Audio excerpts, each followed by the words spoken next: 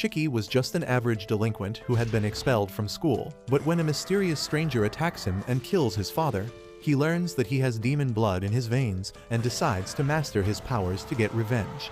Long ago, a race of demons called Oni lived in Japan, destroying everything and killing humans as they pleased. No one could dare to stand up against them. But then a brave man named Momotaro emerged as humanity's savior. He attacked the base of the Oni, killing thousands of them. But that was just the beginning of a long war between Momotaro and the Oni that continues even in the modern age. Unaware of how this old fairy tale is linked with his destiny, a teenager named Shiki is cleaning his firearm collection while talking to a friend on the phone. He laughs about the fact that he recently got expelled from school because of a fight and says that he doesn't even mind it because he was sick of seeing the ugly face of his classmates each day. Just then, his adoptive dad Tsuyoshi arrives there and hits him on the head, demanding him to explain why he got expelled from the school. Shiki tells him to leave him alone and Tsuyoshi moves ahead to hit him one more time for being an ungrateful bastard. But Shiki dodges him this time. Tsuyoshi then asks Shiki what the hell is up with all these guns because they run a wine shop and not a gun shop. Shiki taunts him that the wine shop is barely running because everyone knows that he is losing customers. Tsuyoshi claps back, mocking him for acting so high and mighty after being expelled from school, and Shiki takes it personally. He says that he will never become a loser like Tsuyoshi, and he is really relieved that they are not related by blood. That hurts the old man's feelings, but then he heads downstairs because of a business call. Tsuyoshi leaves for a delivery, and Shiki sighs, wishing that some rich man had adopted him instead. He then tries to practice his aim, but an explosion outside the house startles him. He goes outside to see what is happening, but a dense fog blocks his view.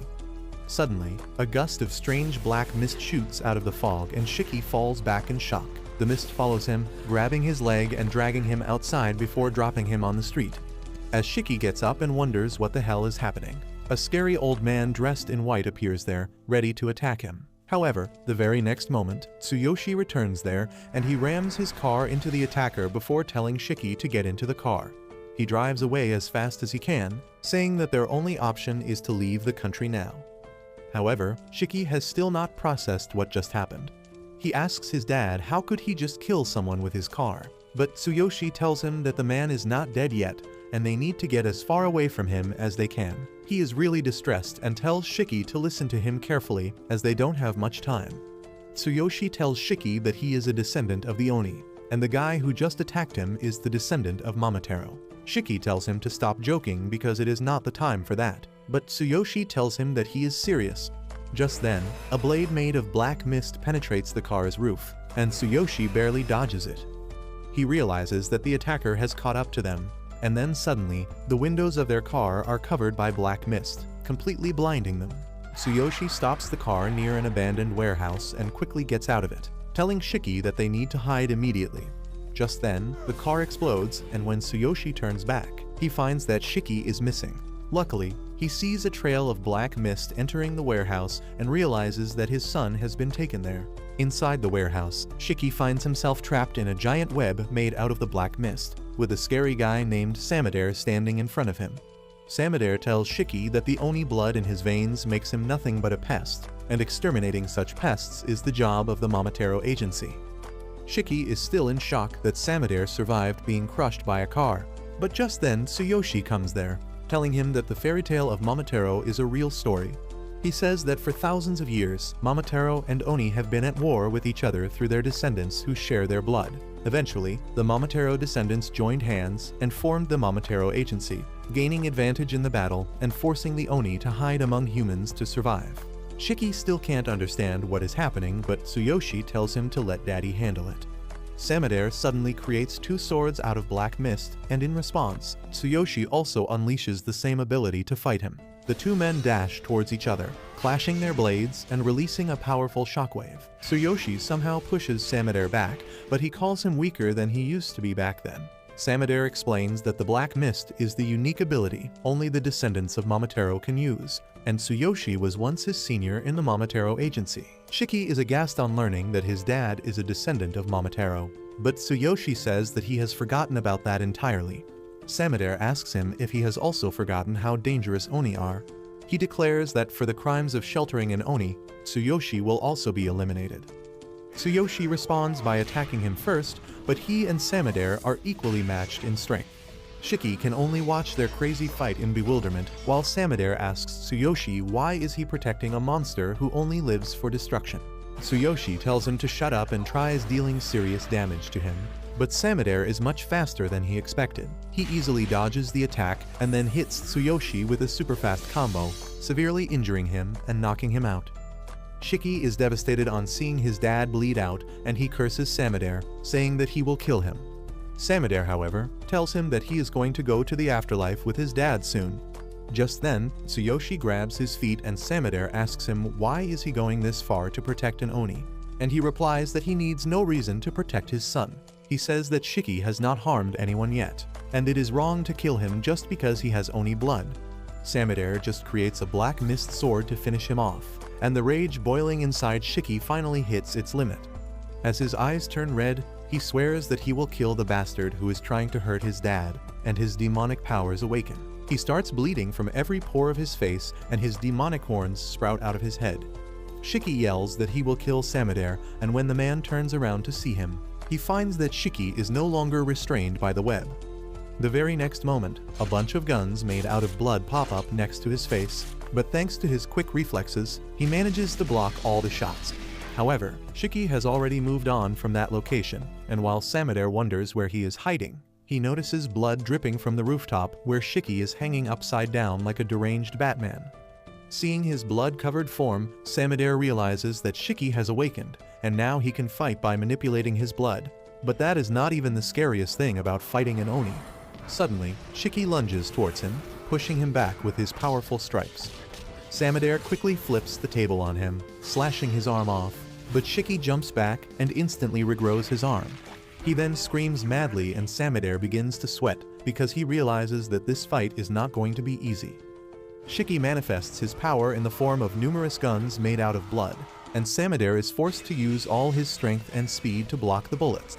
Just then, Shiki fires a freaking missile at him, and thanks to his instincts, Samadare dodges it by a very small margin, and the rocket explodes behind him. The old man is forced to run away from Shiki's ruthless assault, but then he throws his sword at him, hoping to take him down quickly. However, that is not nearly enough as Shiki quickly reaches him and kicks him away. Samadare is too tired and injured to move fast enough, and Shiki steps on his face before unloading a full military battalion worth of ammo on his ass. However, Samadare somehow manages to get away with his life, even though he is terribly injured. He curses Shiki, but then suddenly, Shiki collapses and the guns made of blood shatter. His Oni transformation is undone, and as he stares at his bloody hands, Shiki loses his mind, wondering what the hell just happened here. Samadare recalls this as a typical reaction of people who awaken their Oni powers for the first time. With his remaining power, he summons a black mist sword again, deciding to finish his job right now. However, just as he is about to stab Shiki, Tsuyoshi jumps in between them, sacrificing himself to save his son. Samadare asks him how he could risk his life to save the boy even after seeing the monster he became. Tsuyoshi just thinks of how Shiki was a cute little boy and tells his old friend that it was not a bad thing to be a happy father, even if it was for a short period. Just then, some civilians gather at the site after hearing the explosion and call the fire department, and Samadare decides to retreat for now. He turns into black mist and vanishes, leaving the injured Tsuyoshi and the confused Shiki alone. Shiki panics and tells his dad that he will call an ambulance, but he asks him to stop because he knows this is the end. He just wants to talk to his son one last time at the end. Tsuyoshi tells him that he could never tell him about his Oni lineage because that would mean telling him that there are people out to kill him. But now, he can only ask Shiki to become strong enough to defeat both Momotaro and Oni so that he can live freely and happily. However, Shiki shouts at him to shut up because he is not done with him yet. He begins taking him outside, saying that they will talk after he gets better, and Tsuyoshi just smiles at him once before breathing his last. As he falls to the ground, Shiki loses his mind. He tries to wake him up first and then starts crying uncontrollably. Soon after that, a man on roller skates arrives there, and when Shiki turns around to see him, he knocks him out with a single tap to his head, before taking him away to a place where Oni like him can become stronger. While he is unconscious, Shiki dreams of the happy moments when he used to play in the park under his dad's watchful eyes. But then the dream turns dark abruptly, with Tsuyoshi dying at Samadere's hand. Shiki wakes up with a jolt as he stares into the bloodshot eyes of Samadere. But when he looks around, he finds himself gagged and tied to a chair in a large empty hall. Right behind him, the skater guy who kidnapped him is doing one-arm handstand push-ups with his umbrella, and he gets back on his feet as soon as he sees Shiki awake. The edgelord introduces himself as Nato, a fellow Oni, and quickly manifests his horns. Shiki is too confused by everything, and he can't even pay attention to Nato, who refuses to tell him where they are right now. He informs him that his dad's body is stored safely in another place, and he brought him here for retrieval and evaluation. Nato then suddenly skates to the whiteboard in the corner and drags it closer to Shiki, before flexing how fast and efficient it is to use roller skates instead of walking. Next, he begins explaining the Momotaro agency to Shiki, saying that he has already seen one guy who can control the black mist and use it like a weapon. The Momotaro agency finds and hunts Oni, and in response, the Oni created their own agency to fight back.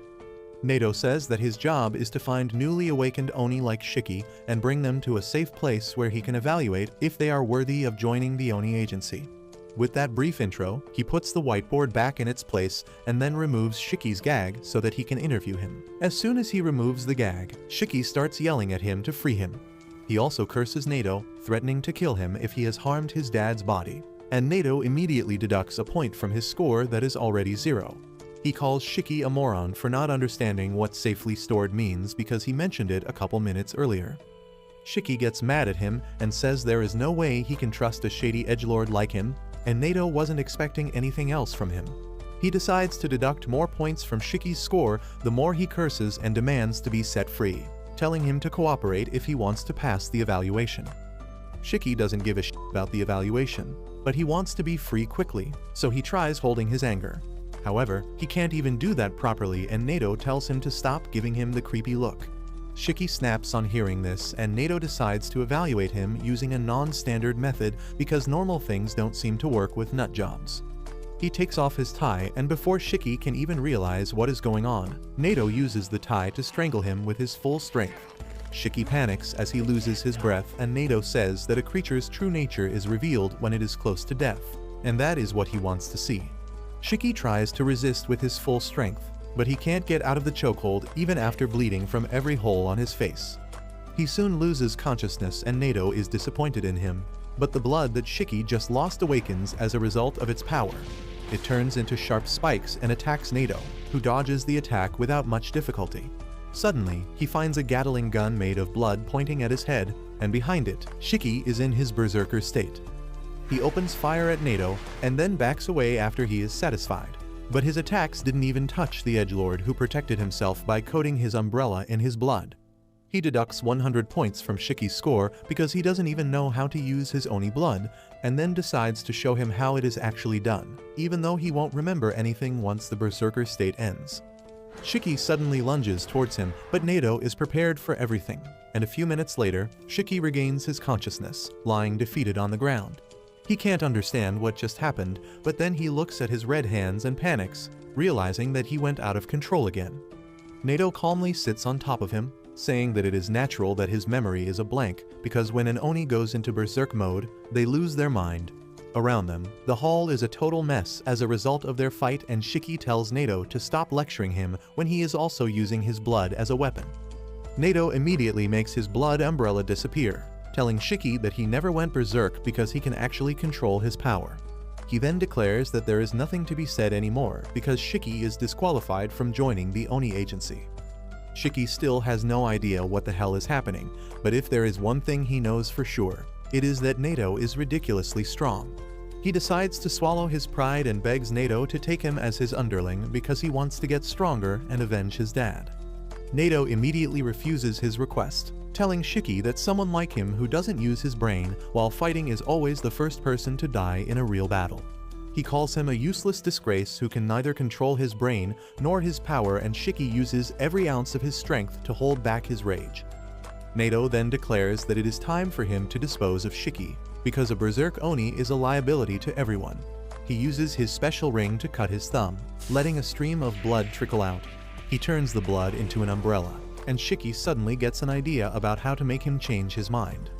He runs away from Nato's range, and then dashes towards him while dragging his fist on the ground till it bleeds. Nato quickly turns his umbrella into a spiky shield that will protect him from any melee attack, and then calculates the possible moves Shiki can use.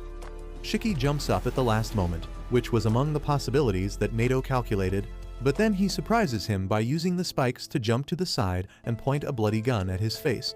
Shiki puts all his focus into the gun, shooting a powerful shot with the recoil sending him flying backwards. He can't believe that he managed to land a hit on Nato, but it turns out that he couldn't do it even this time. Nato simply blocks the blood bullet with his finger and shatters it, not giving Shiki any credit for the attack because he went halfway to berserk mode in order to attack him. As Shiki seems to lose his mind again, Nato decides to finish him off with his special move. He puts himself in a protective cage and summons archers made using his blood, ready to shoot at his command. However, as he notices Shiki fighting back against his berserker instincts and getting his power under control, Nato cancels his special move. Shiki is proud that he managed to control his power, but he falls on the ground because he just used up too much energy. Nato can't believe that not only Shiki controlled his powers, but he also suppressed berserker mode, which is not something everyone can do. He asks him how the hell did he do that, but Shiki smugly tells him to accept him as his underling to unlock the answer. Nato tells him that he will think about it, and Shiki decides to take that as a yes. He says that when Nato talked about controlling his blood, he didn't understand shit, but when he saw him slice his thumb and use the blood to create a weapon, he got an idea. He thought that since they were both Oni, he could just ape his shit, and surprisingly, that worked. He didn't understand the fine details though, and he just let his arm bleed while yelling at it mentally to form a weapon. Shiki is still hyped that his gambit worked, and asks Nato what he thinks about that. Nato thinks that it is utter bullshit because that is not how things work. From his experience, dumb and emotional teens like Shiki have a hard time controlling their blood, while rational and calm people like him have the best chance at using their power properly. He thinks that Shiki doesn't listen to reason or even let his berserker mode control him, and he can use his raw instinct to brute force his power into obeying him. He thinks that it is a very rough method, but it can also give someone an explosive amount of power. He begins to wonder what to do with this unique case, when suddenly, Shiki tells him that he needs power to avenge his dad and kill the man who murdered him. He tells Nato that if he takes him in as an underling and teaches him everything, he will become useful to him. However, Nato refuses to consider that possibility. He turns his umbrella into a spear, telling him that people like him are a risk to society, because he didn't even know that he could control his power and just took a gamble. He says that he can't accept him as a lackey, and then acts like he is going to stab him with the spear, but only hits the floor near his head. He tells Shiki that he won't accept him as an underling, but as a student, and that is really confusing for Shiki, because he thinks both are the same thing. Nato tells him that he passed the test barely, but he will give him the chance to prove his abilities. Shiki can't make sense of what is going on, so Nato decides to start from the basics. He tells him that they are on an island called Hell's Doorstep, which was known as Onigashima in the past. It was the place where the original Momotaro massacred demons, but now it is a place where the Oni can live safely. At the center of the island, there is the Rosetsu Academy, which is a military school that trains Oni to fight against the Momotaro agency. Shiki gets freaked out on learning that he is on an island, but Nato pokes his face, telling him that it is not important. The most important part is that the Rosetsu Academy will teach him everything from general education, controlling his Oni blood, fighting techniques, and the history between Momotaro and Oni. Nato is Shiki's homeroom teacher, and he tells him more about how they do things here at the academy, but that is more than his pea-sized brain can handle. Shiki doesn't even care about that because all he wants to know is if he can become strong enough to avenge his dad. Nato can't give him any guarantee, but he tells him that if he can't become strong enough to fight the Momotaro agency, he will be expelled from school. Soon, Shiki gets dressed up, and he is excited to go to a different kind of school, but Nato warns him that other people have passed the test this year, and he is probably the least skillful amongst them. Suddenly, Shiki remembers his dad and asks Nato where his body is. Nato replies that they have kept him in the morgue because they wanted Shiki to handle the funeral as per his beliefs. Shiki gets a bit gloomy on thinking about his dad's death, and Nato tells him that being a gloomy idiot is a waste of time, and he should focus only on becoming stronger so that he can get his revenge. Shiki says that he seems like a nice guy after all, and that embarrasses Nato, who speeds away, telling Shiki that if he doesn't reach the class before him, he will be expelled. Shiki somehow catches up to him, and as he wonders how should he enter the class to farm the maximum amount of aura, Nato just kicks him through the door. Shiki feels like he got some aura debt because of his uncool entry, and he asks the masked boy named Jin for some tissues for his nosebleed. Jin turns out to be an even bigger edgelord than their teacher, and he tells Shiki to stop talking to him. Shiki gets mad at that and starts teasing him for not having his horns yet. Jin simply manifests his horns, saying that only dumb rookies who can't control the horns flaunt them all the time. This comment offends another guy named Ikari, who also can't control his horns. Things start getting tense in the classroom with Shiki getting up close and personal with Jin. However, before things can get violent, Nato suddenly arrives behind them and Shiki finds himself sitting right next to Jin without even realizing when it happened. Jin is equally shocked, but Nato doesn't have time to waste with what his students think. He says that for their first lesson, they are going to play a game of tag. He takes all the students to the forest, telling them that they have 1 hour to get back to the school while avoiding being caught by him. Nato then declares that anyone who doesn't make it back to school in the time limit will be expelled, and he doesn't care about Shiki's objection. He then tells the students that they are free to use their powers, and he will only use his in case someone goes berserk. Jin confidently says that he might get killed if he doesn't use his powers, and Nato has no issue with that. Instead, he says that if someone kills him, they will graduate instantly, and then they can join any squad that they wish to fight the Momotaro Agency. He then says that the school is there to prepare them for real-life challenges, and he is going to test them at each step. He asks everyone if they are ready, and Shiki replies that he is going to give it his all and ace the tests. Nato then reveals that there is another rule, and takes out 2 balls that are still smaller than mine. He tells the students that they need to have a ball with them when they reach the academy to pass this test, and then suddenly throws them into the restricted area. The students think that since there are only 2 balls, they will have to fight for them, but then Nato reveals that they will be divided into teams. The first team has Shiki along with Jin and the timid pink-haired bitch, Homer. The second group has the delinquent named Ikari and the nerd Juji, while the third group has the nervous Roku and Kuina, who seems the most confident out of everyone present there.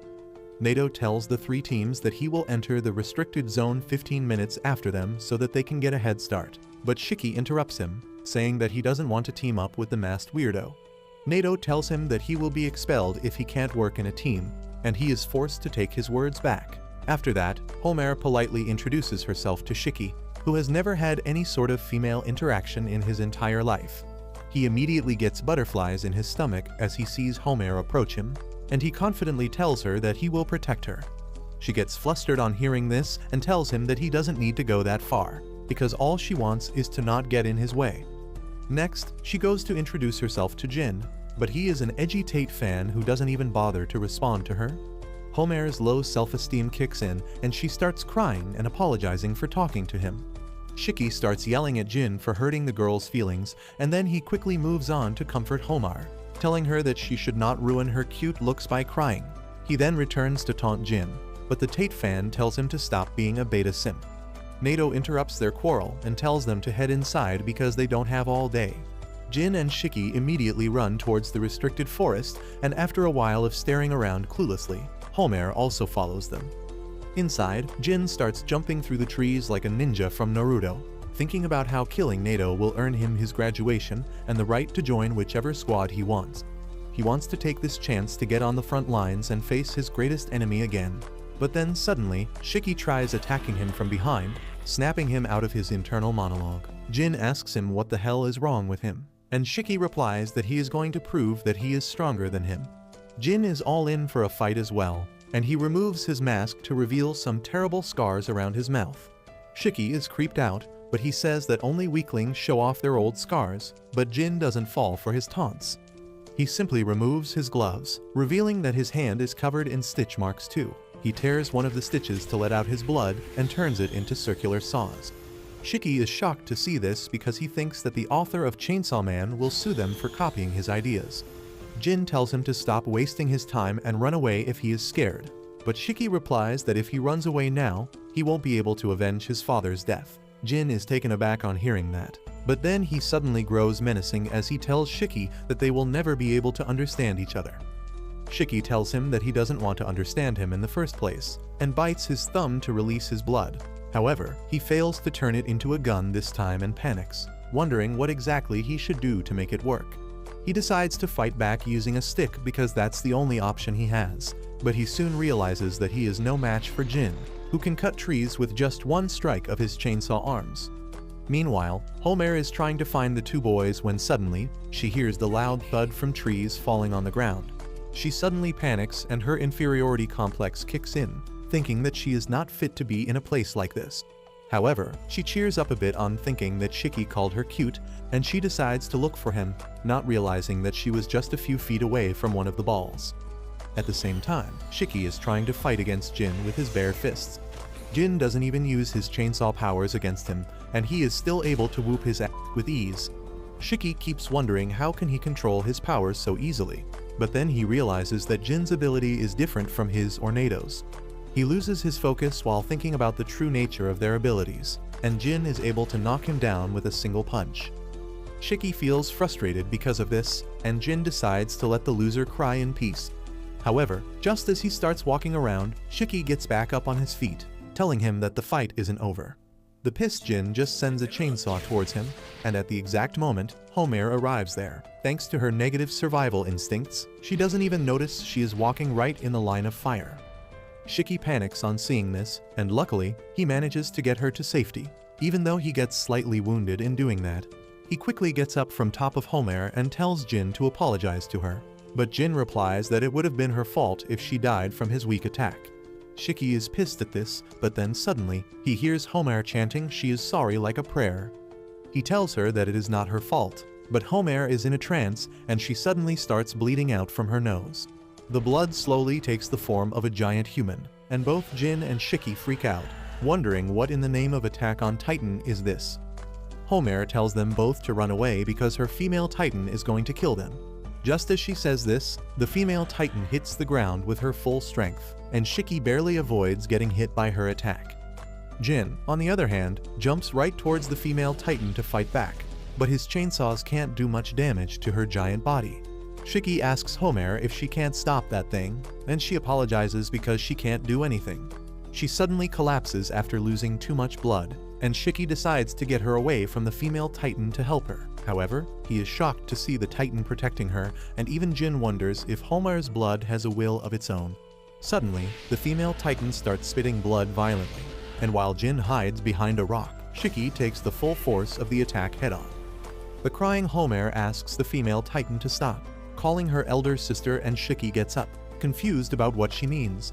Homer once again asks him to run, but Shiki refuses, saying that she will die of blood loss if he doesn't help her, and he doesn't want to see anyone else die in front of him ever again. Suddenly, the female Titan lets out a powerful roar whose shockwave reaches even the rest of the students outside the forest.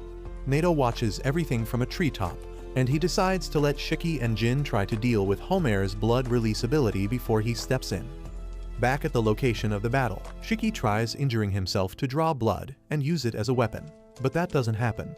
The female Titan attacks him and he dodges, but then the female Titan scoops up some rocks from the ground and hurls them at him.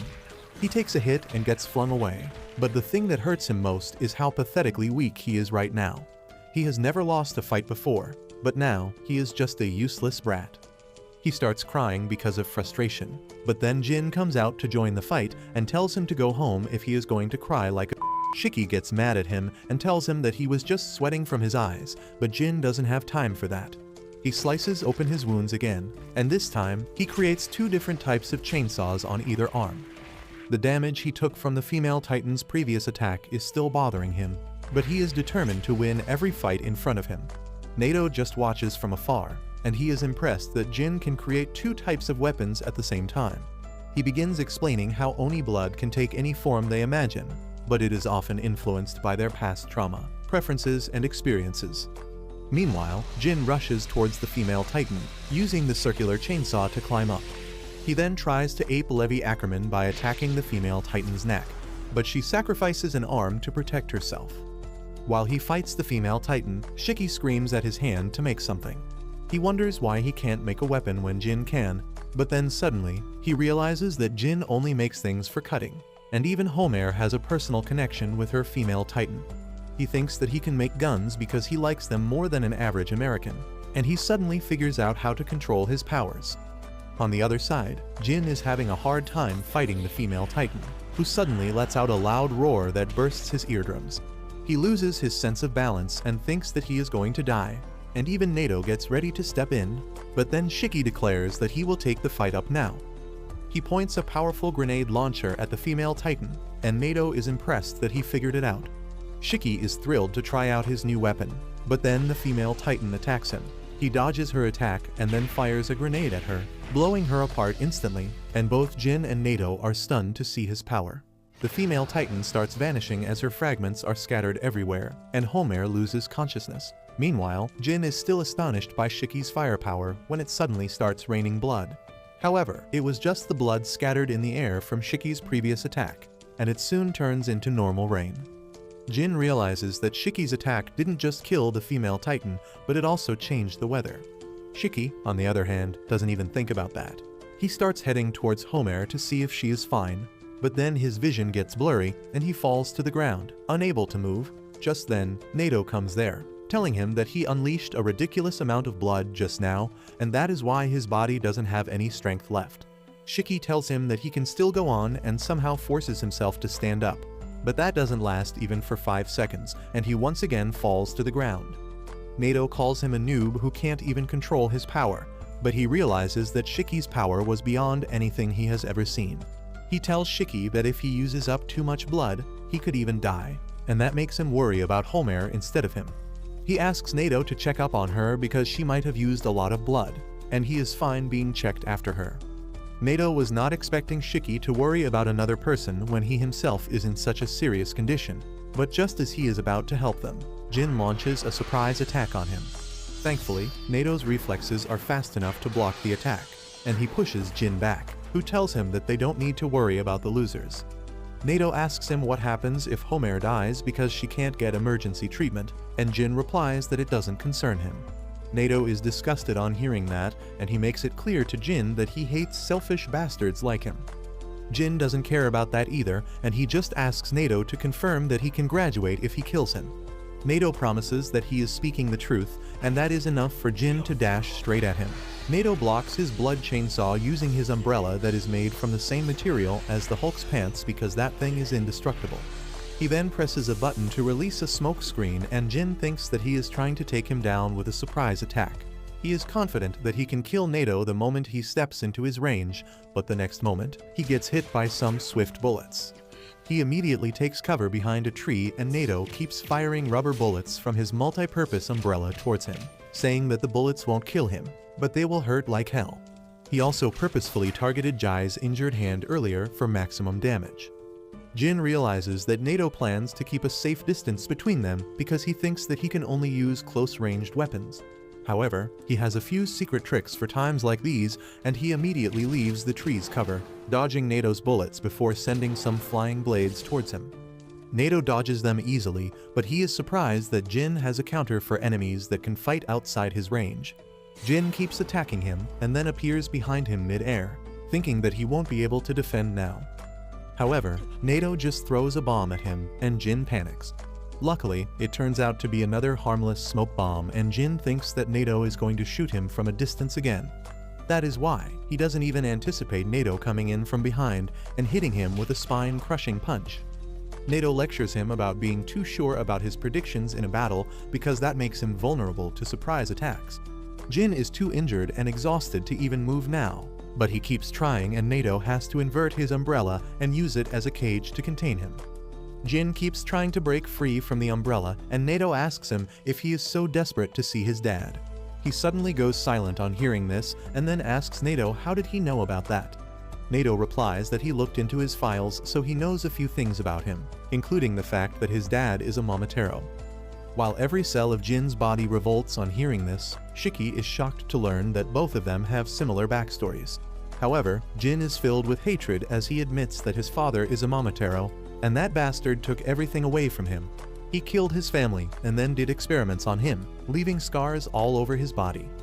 Jin remembers how he survived on garbage and the hatred against his father. He swears that he will kill him with his own hands, even if he has to risk his life for that. In his enraged mode, Jin suddenly gets a burst of power, allowing him to uproot the cage holding him down. However, before he can do anything, Nato grabs him by his face and then slams him into the ground, calling him a stupid brat. He tells him that if he dies while chasing his dream, he is an idiot who will never be able to achieve them. He tells him to live for the sake of making his dream come true, even if it means accepting defeat and humiliation. Jin finally stops moving with that, and then Nato calls the school to send the nurse because he has an injured student here. He informs the school that Homer has been retired from this test because of her blood loss, and Jin has also been tied up. Shiki, on the other hand, is still standing, and Nato tells him that he has barely 6 minutes before the time limit runs out. He has one of the balls in his hand and tells Shiki that he can either try to take it from him or find the remaining ball within 5 minutes and reach the school. Shiki says that it is not fair, but he has no choice except playing by Nato's rules.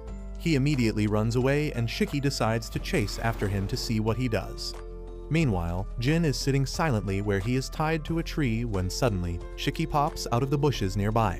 He walks over to Jin, telling him that he will free him, but in exchange, he will have to work together with him. Jin is shocked by this offer, and Shiki says that neither of them can beat Nato on their own, but if they work together, they have a chance. Jin refuses, saying that being rescued by an idiot will lower his pride, and Shiki doesn't even bother to debate the point that he is an idiot. He asks Jin if his pride is more important to him than his goals, because he cannot achieve his goals just by sitting here. Jin asks him why does he even care about that, and Shiki reveals that his dad was a Momotaro too. Jin is shocked to hear this, and then Shiki pulls the good old Naruto on him, telling him that they are the same. Meanwhile, Nato is looking for Shiki, and since he can't find him, he doubts that he returned.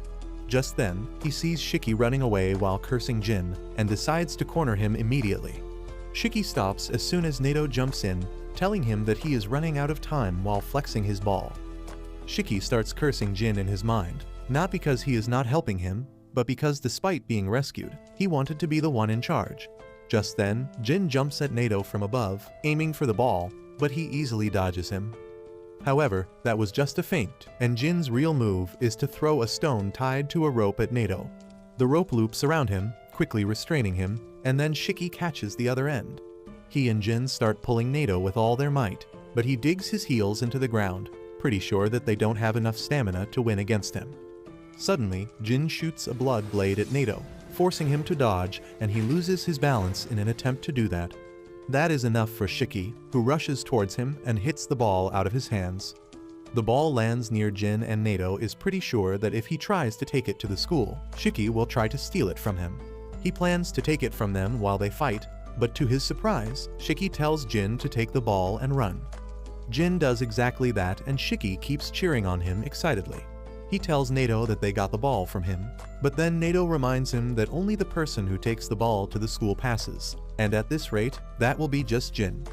Shiki is stunned on realizing that, and Nato realizes that he is a complete moron who doesn't think about the benefits and losses before taking any action. He does indeed regret his decisions quickly and yells at Jin to come back, but he is too far away to listen to him now. Jin is sure that he can make it back to the school in time at this rate, but then he remembers how this would not be possible without Shiki's help, and suddenly, he can't just abandon him.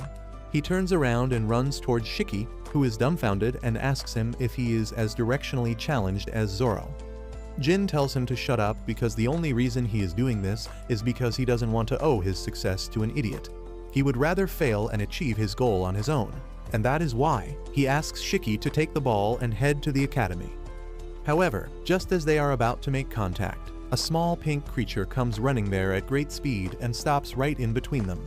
Nato immediately pauses the test, telling them that they shouldn't fight when Muku, their high-speed courier delivery pet, is here with them. He knows that Muku is dispatched only when there is an emergency, and he activates the radio on its back to receive a request for backup from the Kyoto branch that is under attack by the Momotaro agency. Outside the test zone, the rest of the students are patiently waiting for their turn, thinking that Shiki and others failed because it is already past the time limit. However, Nato returns along with Shiki and Jin just then, telling the other students that the Kyoto branch is in serious danger. and it is requesting backup, so they are heading there instead of conducting the test. They immediately get on a boat and head towards the Kyoto branch, and the students have mixed opinions about being on actual battlefields so quick. However, Nato tells them that they won't be fighting, and he only needs them to support the actual fighters. Soon, they reach Kyoto and Nato leads them to the area around a famous temple, saying that the Oni agency base is located right underneath it. He takes the students to an ordinary-looking restaurant, where a creepy old woman welcomes them. Once they reach the living room, the old woman reveals a secret underground staircase that will lead them to their destination. Meanwhile, at another location, Tsubakiri, a captain of the Momotaro agency, has just finished hunting down a unit of Oni. He calls them a bunch of maggots pretending to be soldiers, and his vice captain Yomogi tells him that he went overboard again. She complains about all the mess he made because it is going to be a pain to clear it, and Tsubakiri replies that he just gets too annoyed when he sees maggots. He wishes that they got to face a female Oni instead because they are resilient and can tolerate more pain than males, which makes them a good choice for his experiments. Yomogi tells him that his experiments are disgusting, and she hates them, especially the thing that is walking towards them. Tsubakiri tells her not to be cold to his favorite creation, which is a blend of a dog, a monkey, and a pheasant. He has named it Ugly, and that is the only thing Yomogi can agree with him on. Tsubakiri says that Ugly is his important research specimen as well as a loyal member of their anti-Oni biological weapons. Mommy Yomogi says that their job is to kill dangerous Oni and save civilians, and he should contribute more to that rather than wasting his time on creepy research. Tsubakiri tells her that Oni blood is a truly fascinating thing, and he is doing his best to help in his own way. He claims that if they can learn how to control Oni blood on their own, it will surely help the Momotaro agency tremendously, and even better, if they can turn the healing factor of the Oni blood into a medicine, they could become richer than Elan, Jeff, and Zuck combined. Yomogi reminds him that even the Momotaros have similar abilities, and Tsubakiri says that it isn't wise to experiment on people. However, the Oni are maggots in his eyes, and he says that they should experiment on them because simply killing them is a waste. A terrified Oni kid hears all of this while hiding behind the corner, and he tries his best to remain quiet. As soon as he hears the footsteps of the two Momotaro agents head away from him, he takes a sigh of relief, and that turns out to be his fatal mistake because Tsubakiri hears him and immediately comes over to his location. The child freaks out and Tsubakiri decides to take him to the lab. Yomogi tells him that she will knock him out so that he doesn't create problems, but as she is trying to put him to sleep without anesthesia, a drop of blood spills on Tsubakiri's coat. Yomogi realizes that this means trouble, not for her but for the Oni kid. Tsubakiri walks up to him and starts kicking him, saying that even though he is fascinated by Oni blood, it is a filthy thing, and he won't tolerate it on his uniform. He then asks the kid if his parents live nearby, and were they part of the group he just killed. On getting no answer, he lifts up the corpses of the Oni nearby to show them to the kid, asking if his parents are here. The kid is too terrified to even speak, and Tsubakiri decides to crush him with the corpses. Yomogi is creeped out by this because out of all the Momotaro abilities she has seen, Tsubakiri's is the most diabolical. The black mist that comes out of their bodies is actually a special bacteria that lives in their blood, and they can use it to create weapons. Tsubakiri, however, can use the bacteria to control corpses, and she still can't get used to it. Soon, Tsubakiri finishes killing the boy, and he tells Ugly to eat the giant Oni dumpling while they go ahead and find more maggots to kill. On the other hand, Shin and other students are walking through a wide tunnel, and Nato tells them that some shops in this area have access to this tunnel that leads to their base. They soon reach the gate that leads them to the space right below the Uryuta temple, which is fashioned like a traditional Japanese house. The students can't believe their eyes as Nato tells them that this is the headquarters of the Kyoto division of the Oni agency. Just then, a doctor comes out of a room, complaining about all the work he has to do, but his attitude suddenly changes when he sees Nato. The doctor greets him cheerfully and then starts fixing his hair as he notices the blonde baddie. She turns him down immediately, but that doesn't let the simp's heart get broken because he is actually used to rejections. Shin asks who this clown is and Nato introduces him as Kyoya, the commander of the support unit at the Kyoto base. Kyoya adds that he and Nato were classmates back in the academy, but Nato doesn't have time for his idle chatter. He decides to head to the front lines immediately, and Shin asks him to take him along as well. Other students also want to go with him rather than dealing with a weirdo like Kyoya, but Nato isn't going to listen to them. He tells Kyoya to use these brats as he pleases before he leaves, and just then, the nurse tells Kyoya to get back in and do his work. She notices the students from the academy as well and tells them to get changed immediately because they need all the help they can get.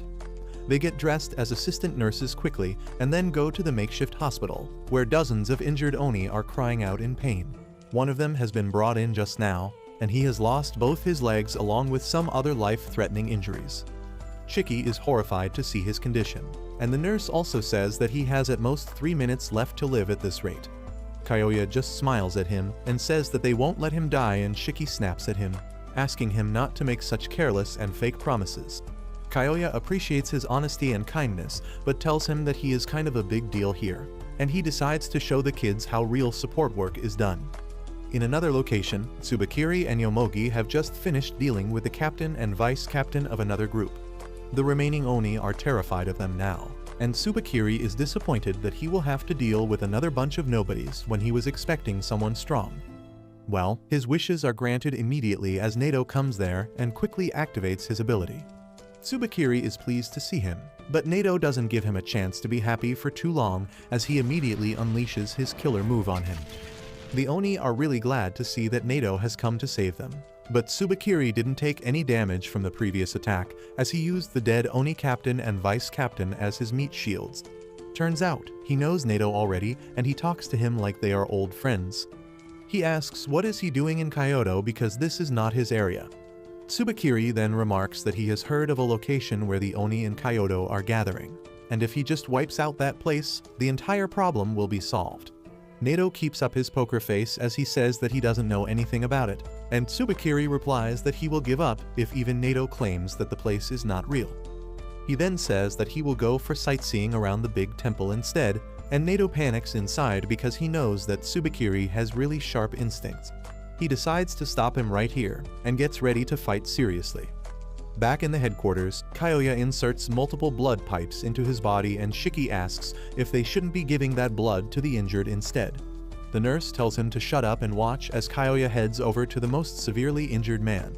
He asks him if he wants his hands or feet to regrow because he can't afford both right now. The man summons every bit of his strength to say that he wants his arms so that he can hug his children again. Kyoya promises that he will be able to do that, but this process is going to hurt like hell. He then slices his wrist open to pour his blood into the injured man's mouth, claiming that it boosts the healing ability of a normal Oni by many times. As soon as his blood starts showing effect, the man starts screaming in pain, and the nurse tells the students to hold him down. Shiki and others immediately follow her orders, and in the meantime, she tells the others to get more blood from the next room. Soon after that, something starts poking through the man's bandaged arms, and Shiki creeps out as he sees something that vaguely resembles human fingers. Other students get back too, and then suddenly, the injured man regenerates his arms, and even the severe burn wounds on his chest heal completely. Shiki immediately heads over to Kyoya, asking if they can regenerate his legs too, and he affirms but adds that they need to do it over time and using small doses of his blood. Since he has already consumed too much blood, the injured guy may develop antibodies if he drinks any more of it. Kyoya then heads over to the patient, telling him that he will be retired from the combat unit now, but he can join the support unit to help others out. He says that with a pair of prosthetics, he will be playing with his kids in no time, and the man is moved to tears on hearing that. Kyoya then turns to the students, telling them that they could be in the place of this guy in the future. He understands the glory chasing and aura farming that can only be done on the front lines, but he reminds them that people on the front lines can fight bravely only because there is someone to cover their back, and that is the support unit. Shiki and a few others are really impressed by him now, and they tell him that they are ready to help him in any way they can. Kyoya tells Shiki that he needs his help with another matter, and takes him to a depressed girl named Mei who was brought in yesterday after the Momotaro agency attacked her. Her parents are still missing, and Kyoya wants to use Shiki's kindness to make the girl feel better. Shiki takes up the job and tries talking to the girl, who gradually opens up to him. He asks her about school, and she tells him that she never went to school. As Shiki is wondering if the girl is a troublemaker like him, the support unit brings in some dead bodies from the battlefield, and Mei's parents are among them. She starts bawling like crazy as she sees them, and Kyoya says that he can't get used to such painful scenes even after all this time. However, there is a deeper and more sinister plan behind the corpses than anyone realizes. Tsubakiri tells Nato that he laced some Oni corpses with his bacteria, fully aware that the support unit will take them to their base to give them a proper funeral, and then he can control the corpses from a distance and destroy the base. Nato is shocked to hear this, and Tsubakiri decides to try if his plan succeeded. He awakens the corpse of Mei's dad while Shiki and Kyoya are distracted, and she is overjoyed, thinking that he is still alive. However, he starts strangling her under Tsubakiri's command, but Shiki and Kyoya are quick to notice it. Kyoya realizes that this is Tsubakiri's ability, and he immediately tells Shiki to cover Mei's eyes. He obeys the order, and then Kyoya pierces the man's brain with 2 sharp knives, rendering him immobile. Mei starts crying once Shiki lets her see what happened to her dad, and then Kyoya realizes that there might be more puppet zombies here just like this one. However, he realizes it too late because the zombie puppets have started moving, and Mei's mom suddenly gets up and attacks Shiki before he even realizes it. She starts strangling him, and Kyoya decides to neutralize her quickly. But before he can get the scalpels out, more zombies attack from behind, restraining him. Shiki can't do anything either, and his brain's oxygen supply slowly gets cut off, causing him to pass out. The same thing happens all over the headquarters, and the zombies start attacking the supporters carrying them first. The supporters are not even trained to fight, and because of the suddenness of the attack, they are easy targets for the zombies to subdue. At the same time, the zombies break into the room where all the serious patients are receiving treatment. They attack the patients and the nursing staff, and no one has any idea about how to solve the problem. Back in the other room, Shiki is somehow holding on to his consciousness as Mei cries and begs her mom to leave him. Shiki tells the girl to get away from the zombie because it is not her mother, but Mei doesn't even listen to him. Kyoya tries to help him, but the zombies knock him down. Seeing that no one is coming to help him, Shiki pulls out a Glock from his ass. Turns out that Nato had given him the gun on the boat, telling him that he was not skilled enough to control his blood yet, so if there is a need to fight, he should use a weapon he is familiar with. He also told him that the gun had Shiki's blood bullets instead of normal ammo, and that it would hit much harder. If there is a time to use the gun, it is now, and Shiki first pulls Mei close so that she doesn't have to see the bloodshed that comes next. He then points it at the zombie woman's head and pulls the trigger, putting an end to her. Shiki then catches his breath, while Kyoya is still bottoming for 3 zombies at once. Thankfully, Shiki recovers quickly and shoots a hole in each zombie's head, before helping Kyoya get up. Kyoya complains that the support unit is not ready for such situations, and he puts Shiki in charge of cleaning this mess while he evacuates the patients. In the main hall, the rest of the students are fighting with the zombies using just their fists because they are not sure about the situation yet. They wonder how to put the zombies down for good because they get back up no matter how severely they are injured. And just then, Shiki and Kyoya arrive there. Shiki tells everyone to aim for the brains, because that is the only way to stop the zombies. He immediately starts hitting headshots in all directions, and Jin is the first to follow his lead. Jin slices open his stitches and does some surgery on the zombies in front of him, and the others also gradually realize what they need to do. Using this chance, Kyoya commands the support staff to evacuate the patients and treat anyone who is freshly injured.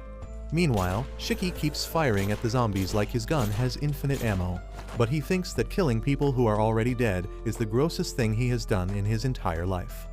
He starts getting first-hand trauma as he thinks that every zombie he kills was once a person who had family and friends who cared about them.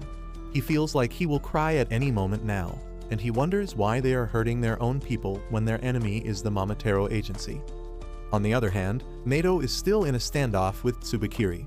He decides to take him out in close combat, but Tsubakiri uses 3 dead Oni as his shield. Nato is pissed, but then he notices the monster Ugly next to him, ready to deliver a devastating blow. He somehow dodges the attack at the last moment, but Ugly smashes through the 3 Oni.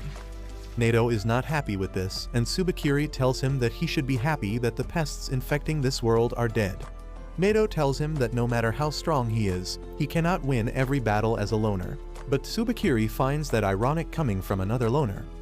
His point is proven within seconds as the fodder Oni offer to support him, but he tells them to evacuate to safety because they will only hold him back. Tsubakiri tells him that no one is leaving this place, and he commands his assistant Momogi to do her job. Mommy Momogi steps up and uses her power, creating an impenetrable barrier around Nato and the other Oni that traps them in their place. Tsubakiri tells Nato that he can't leave this barrier until Momogi permits, and in the meantime, he will take a stroll around the Oni headquarters. Nato panics as Tsubakiri reveals that he planted transmitters on the all Oni corpses, and they all have gathered right under the Uryuta temple, so that must be the Oni headquarters. Tsubakiri starts walking towards the temple, and he commands Momogi to send Ugly inside the barrier. She gives the creature the permission to enter her barrier, and Nato gets ready to fight it. However, Tsubakiri says that this creature is mass-produced, so it is perfectly fine even if they sacrifice. He snaps his fingers and Ugly's belly suddenly starts swelling up. Nato realizes that it is going to self-destruct and tells everyone to get down, but there is not enough space in the tiny room for them to avoid the explosion that is powerful enough to shatter Momogi's barrier and destroy nearby buildings. Momogi asks if they should double-check to make sure that Nato is dead, but Tsubakiri tells her that there is too much smoke there and he doesn't want his uniform to get dirty. That turns out to be a mistake because despite being unconscious, Nato doesn't seem to have any major visible injuries. Back in the headquarters, Shiki and others have finally managed to defeat all the zombies, and Kyoya has also transported the patients to a safer location. He thinks their problems are solved with this, but then he notices Mei, who is staring blankly at her parents' corpses. He goes to console her and Shiki joins him. He apologizes to Mei for shooting her mom, but she coldly replies that it is alright. Shiki is shocked by her response, but Mei continues, saying that she was always running from one place to the other, hiding from some threat that she didn't even know about. She had no friends and she didn't even go to school, and she had an idea that something like this would happen one day. She puts on a fake smile as she tells Shiki not to worry about her, and his heart shatters on hearing this. He remembers his own childhood and how he always admired superheroes. In their folk stories, Momotaro is supposed to be the hero while the Oni are villains. He asks if this is how the heroes of the fairy tales work. He suddenly hugs Mei, declaring that he will become a villain and crush all the heroes. He promises Mei that he will create a world where she can smile again, and she doesn't know how to respond to that. Soon after that, Kyoya takes Jin with him for support as he explains his plans to cremate the bodies of the dead Oni, but Jin is not interested in his yapping. On the other hand, the rest of the students are dragging the bodies to carry them to the funeral house, but the stuck-up nerd named Juji seems to have other things in mind. Ikari tells him to stop slacking around and help him, and Juji says that he has a theory. Since they were attacked here, he believes that the headquarters are not as safe as they thought, and they can be attacked again. Juji's ability is more suited for scouting, so he decides to keep watch. He immediately cuts open his thumb and lets his blood fall on the ground, creating a radar that can sense any living being within a 5-kilometer radius, and he can even confirm if they are Momotaro. Ikari is seriously impressed by his ability, when suddenly, Juji spots some hostile people approaching their base. Those signals come from Tsubakiri and Momogi, who have reached the shop that served as the secret passage to the Oni headquarters. The old woman there is already dead, and Momogi has found the entrance to the tunnel as well. While she inspects it, Tsubakiri calls the Momotaro agency, asking them to send several mass-produced uglies to his location, as well as a special purpose ugly that he made himself. He also asks for information on a certain high-risk Oni whose name he forgot, and then gets ready to go inside. Momogi tells him that the area seems to be really huge and there might be a lot of Oni there, so they need to be careful. She suggests tossing in some poison gas to make their work easy, but just then Tsubakiri gets the file of the high-risk Oni that is none other than Shiki. He tells Momogi that they can't use poison now because he wants Shiki alive. She is surprised to hear this, and Tsubakiri says that Shiki is really special for an Oni, and he cannot miss the chance to experiment on him. On the other hand, Kyoya shows Jin the crematorium where they burn all their dead friends. Jin is a bit taken aback to see it, and Kyoya says that once a war with the Momotaro agency begins, a lot of people end up dead. He warns Jin about the dangers of the line he is stepping out into, but tells him that he doesn't have to worry too much because he can heal from almost anything. After that, he suddenly gets too friendly with Jin and asks if he has a girlfriend. Jin completely ignores the weirdo and walks away, and as Kyoya chases after him, he suddenly senses someone approaching him from behind. He turns around at the same moment he is stabbed by Tsubakiri, who was actually aiming for his back but missed. Kyoya is too surprised to react, but Jin instinctively releases his blood chainsaws to fight against the enemy. However, before he can do anything, Momogi appears behind him, locking his chainsaws in her black prison and then cracking up his arm. Jin cries in pain, but the black prison around his arms don't hold on for much longer. He tries to focus on the enemies despite the pain, realizing that they are in the worst possible scenario right now. Both he and Kyoya are injured, and he doesn't know anything about the enemies. However, Kyoya is quite calm even in this situation, and he tells Jin to rush back and tell everyone about the enemy attack while he stalls the two Momoteros. Jin follows his orders, promising to bring back up, and then Kyoya turns his attention to the two enemies in front of him. Tsubakiri tells Momogi to do her thing, and she creates a gigantic barrier around the entire headquarters. At this point, Kyoya realizes that her ability is to create barriers with her bacteria, and she plans to make sure no one can get out of the headquarters alive. Kyoya begins to calculate his options because he can't fight, and he doesn't think that the students are strong enough to beat the dangerous opponents in front of him. He believes that reinforcements aren't coming anytime soon, and that simply means that he is going to die. Suddenly, Tsubakiri asks him if he knows Shiki, and Kyoya realizes that things are more complicated than he thinks. He decides to fight back to the best of his abilities and pulls out a poison syringe from his coat. However, before he can get the chance to use it, Tsubakiri slashes his neck and leaves a deep gushing wound. Kyoya panics because he couldn't even see him coming, and he falls to the ground as his blood splatters everywhere with high pressure.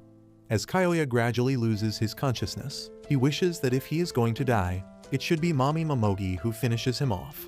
Tsubakiri is not going to grant his wish though, and he thinks that Kyoya is already dead from his single attack. He decides to control his corpse through his bacteria, but suddenly stops as he senses the ugly creatures outside the barrier. He tells Momogi to let them inside, and she grants access to the uglies. Tsubakiri asks them if they have brought what he asked for, and one of them vomits a big box. He then orders the uglies to remove the cover, revealing a decorated wooden block. Tsubakiri asks the uglies to carry the box carefully as they search for Shiki, and at the same time, Jin reaches the headquarters to warn everyone. He is surprised when he doesn't find anyone nearby, but as he enters the main hall, he finds everyone ready to fight.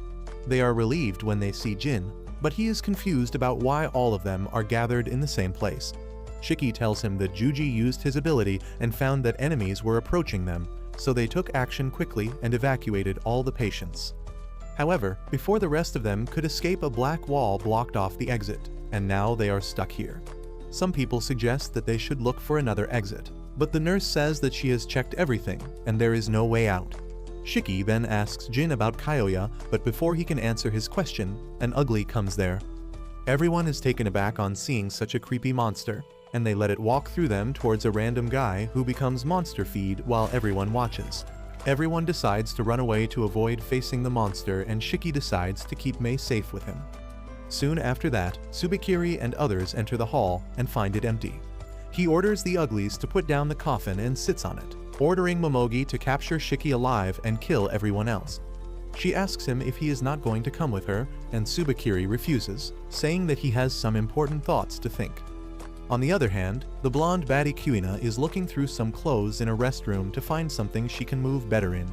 Meanwhile, the dramatic Imo Rokuro is also in the same room, crying that he is going to die because his heart rate is abnormal.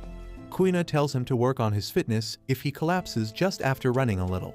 She then covers his face so he doesn't see her change, and then ironically she changes into a skimpy gym where Rokuro asks her what is she planning to do now, and Kuina replies that she is going to set up an ambush, obviously. He gets jealous of healthy people on hearing this because he is always afraid of getting sick. Just then, they hear the heavy footsteps of an ugly approaching them, and Rokuro panics, telling Kuina that he can't fight when he is so stressed. He begs her to do something, and that suddenly turns the baddie on because she likes being in total control. She tells Rokuro to hide in the closet because she will handle everything, and he nervously obeys her command. Kuina then stands facing the door, waiting for the enemy to arrive. The ugly breaks through the wall and enters the room, but before fighting, it asks Kuina if she is Shiki. She angrily replies that Shiki is the stupid-looking delinquent, and on hearing this, the monster suddenly starts attacking her. It knocks down the closet Rokuro was hiding in, causing him to faint. Meanwhile, Kuina decides to show the monster who is the boss once the room has been thrashed enough.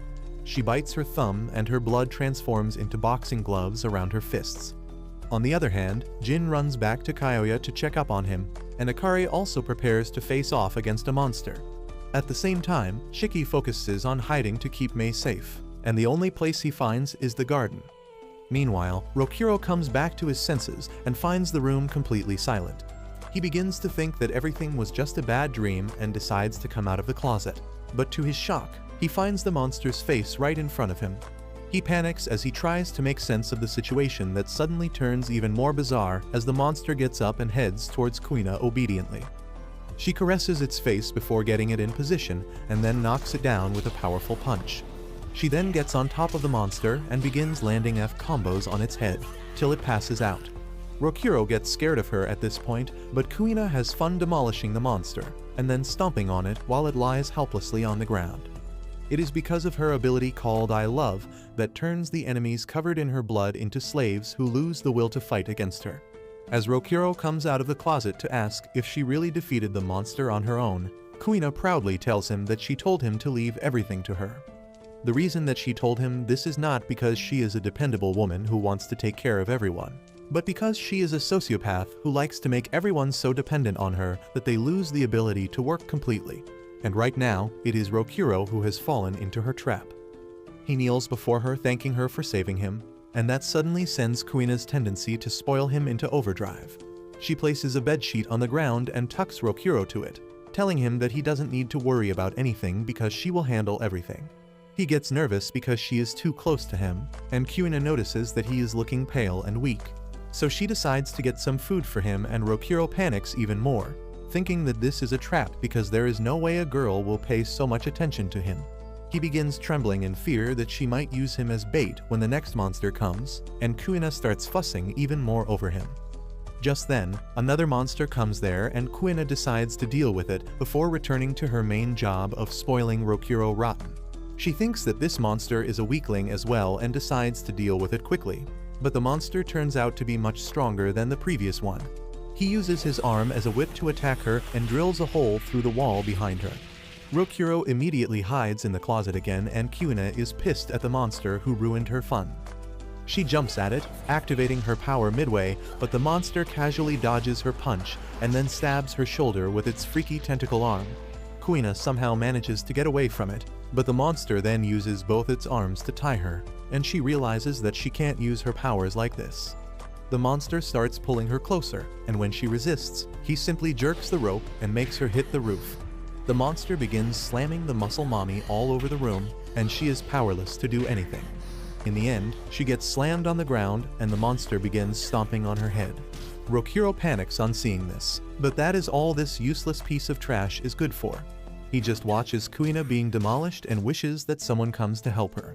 He doesn't even think that he can help her because he is a weakling and a coward. But that makes him realize that he became a pathetic loser without even realizing it. He remembers the time when he was not a cowardly loser, and it feels like an eternity has passed since then. Rokuro grew up in a small backwater village where a lot of Oni lived among the humans, and a girl named Lulu was his first love. He always tried to riz her by showing how cool and brave he was, even though he was terrified inside. However, with Lulu by his side, he felt he could do anything. Lulu also stayed close to him, and they both spent most of their time together happily. However, underneath that perfect life, things were not all right. Lulu was sick, and since she was an Oni, she could not be taken to a normal doctor. The only Oni doctor of the village helped keep her stable and healthy, but one day, the Momotaro agency raided the village, and they killed the Oni doctor. Without him, Lulu's condition worsened, and Rokuro promised her that he would quickly bring another doctor from a nearby town. He asked to trust in him because he could do anything for her, and Lulu told him that he has always been the coolest guy she knew. She asked him to stay like that forever, and passed away immediately after that. Rokuro was broken and devastated by this, and soon after that, he lost his spark. He had no reason to be brave or confident anymore. His hair turned gray, and he developed insomnia. His mental health fell off, and he became the loser he is today. As Rokuro thinks about his downfall, the monster turns his head into a pointed whip to finish off Kuina. Rokuro decides to let it finish the job because he is not capable of saving someone. However, just then, the final words of Lulu spring into his mind. He remembers that she told him to always be cool, and that suddenly awakens something in him. Just as the monster attacks Kuina to finish her off, Rokuro rushes there, taking her away from danger in a split second. He realizes that if Lulu saw him right now, she would be disappointed in him, and he is not going to let that happen.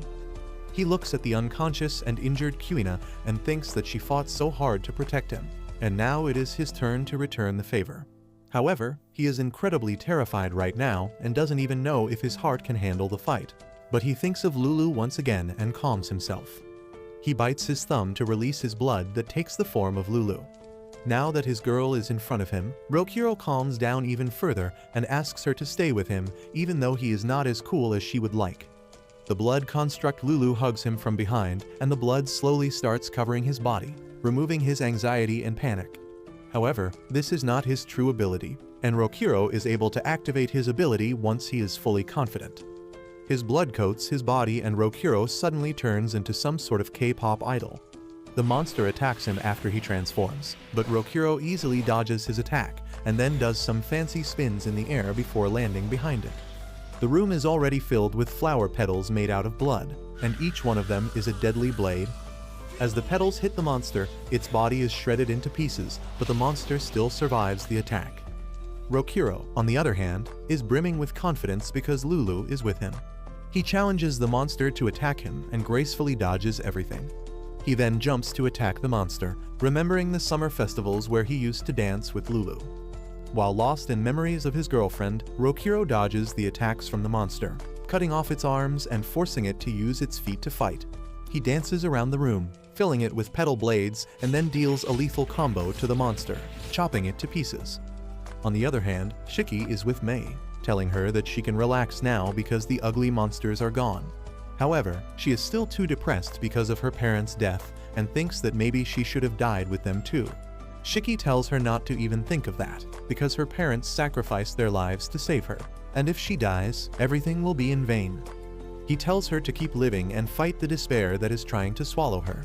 He says that the first thing she can do is cheer for him as he beats the bastard who took away her family. With that, Shiki gets up and decides to search for the Momotaro to defeat them. However, Mei believes that he can't win, and Shiki tells her that as long as he doesn't give up hope, he will never lose. Meanwhile, Nato comes to his senses after the other Oni wake him up. He learns that he was knocked out for 15 minutes and the Oni thank him because he took a lot of damage to protect them. Nato doesn't care about that and decides to return to the headquarters immediately so that he can help his students. Back in the headquarters, Shiki reaches the main hall where Tsubakiri is just chilling.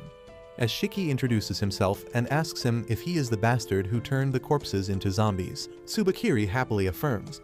Shiki asks him how could he insult dead people like that, and Tsubakiri just laughs at him, telling him that Oni are not humans, so they don't get human rights.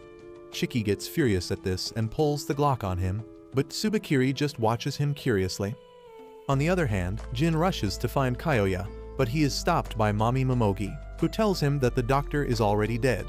She asks Jin if he would like to get revenge for his fallen friend, and he replies that he doesn't care about Kyoya, but he will gladly kill any Momotaro he comes across.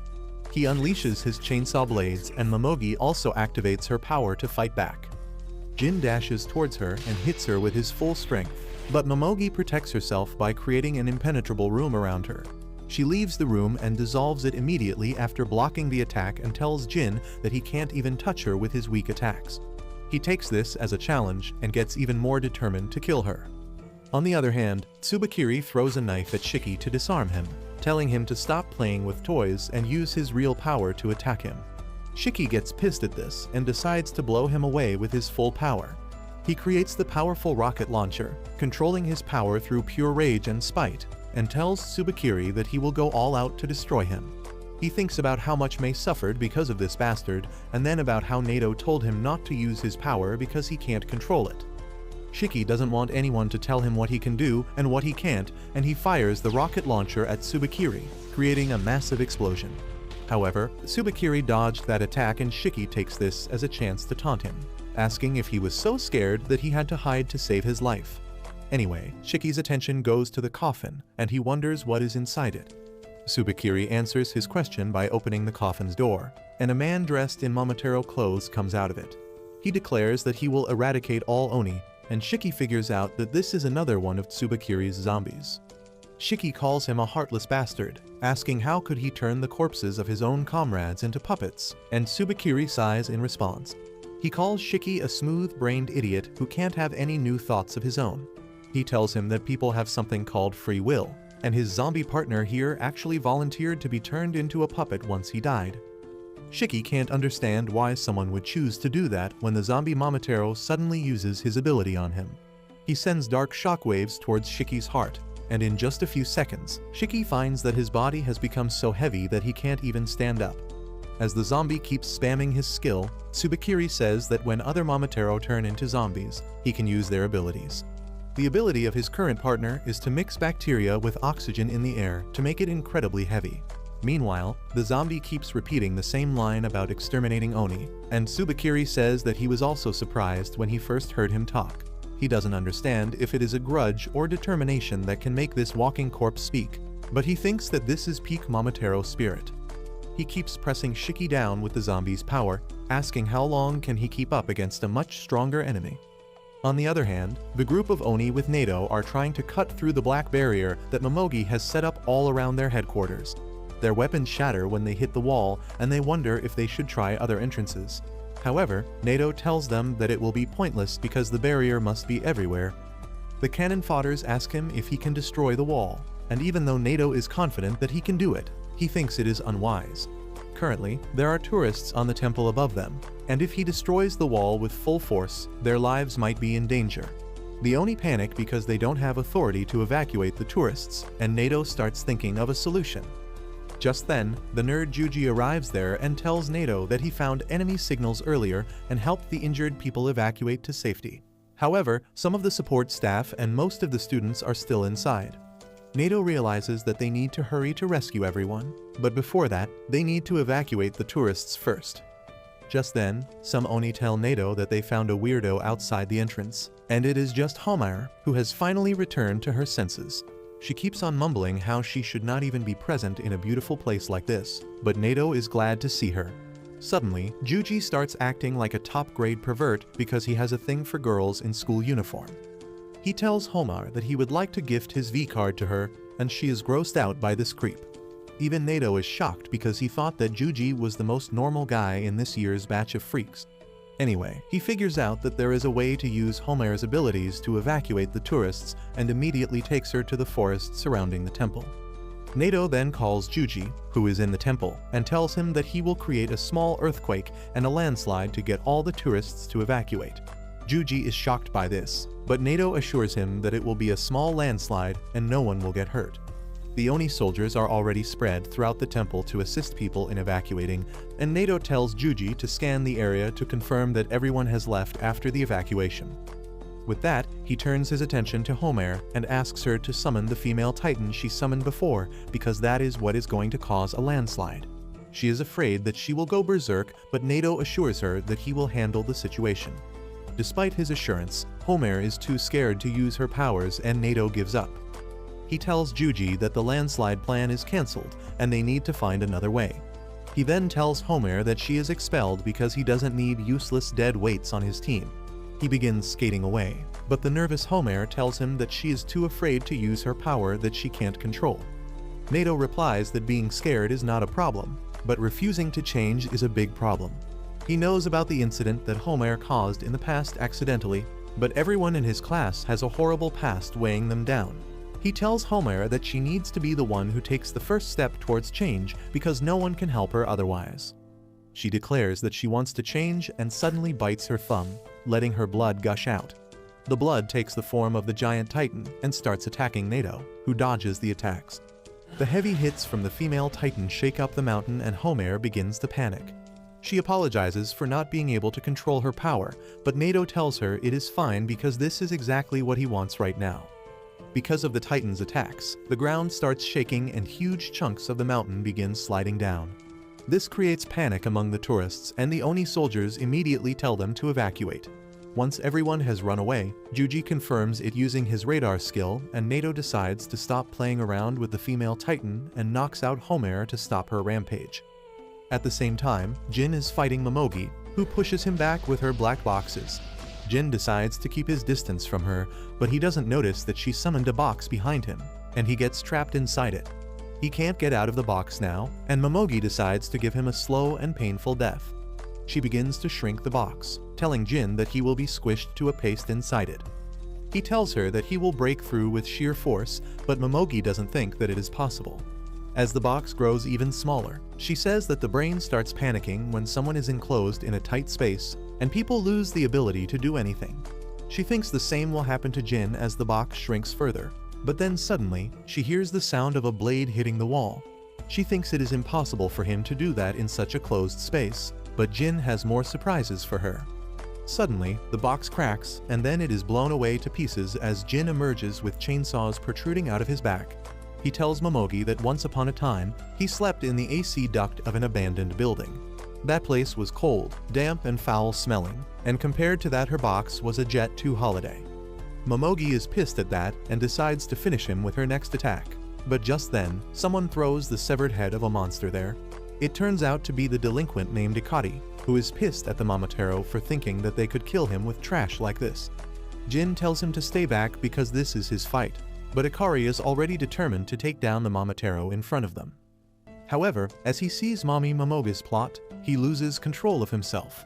He begins lecturing her about wearing decent clothes, but she doesn't really care what men think about her outfit. Ikari then drops his blood on the ground to activate its power, but Momogi decides to trap both the boys in her cage first. Unfortunately for her, Ikari is too fast and agile compared to her attack. He easily moves through her attack and lands a solid kick to her jaw that rattles her. Momogi is shocked because she couldn't predict the attack, but turns out that even Ikari couldn't predict what his power would do. His blood ability gives him a random power depending on how angry he is, and right now, he got a pair of magical red boots that increase his speed and agility. Ikari thinks that he should have been more angry to get a better weapon, but Momogi just thinks that he is a speed-type enemy and she is not good against those. At the same time, outside the barrier, Nato uses his special attack to destroy the barrier. The entire headquarters starts shaking as a result, and he realizes that the building will soon collapse. However, he believes that the lives of their friends trapped inside are much more valuable than the building, and they need to rescue them quickly. Everyone inside the building also feels the tremors and realizes they need to get out quickly. Meanwhile, Nato and his group reach the place where Momogi is fighting Jin and Ikari. Nato tells Momogi that she is trapped now, and after using her powers on a huge scale all this time, she should be out of stamina. He tells her to surrender because she can't run, but Momogi tells him that she is not planning to run anyway. She throws away her dress, wearing only a thin layer of the black bacteria as she declares that she will kill everyone here.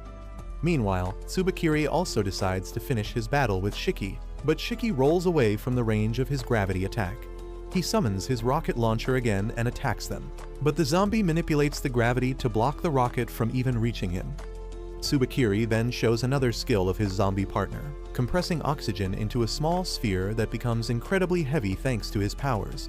He then shoots that gravity ball towards him, dealing terrible internal injuries to him. As Shiki groans in pain, Tsubakiri says that he can't believe that he is the son of Kishin, who was once hailed as the strongest Oni general in history. He is disappointed in Shiki, who doesn't even know if he should believe his story. Meanwhile, Mei also feels the tremors and gets scared as debris starts falling from the roof. However, she remembers how Shiki told her not to give in to despair. He had told her to cheer for him if she felt like she really wanted to live, and she decides to find courage by supporting him. At the same time, the Momotaro named Samadare, who killed Shiki's dad, reaches the headquarters of the Momotaro agency.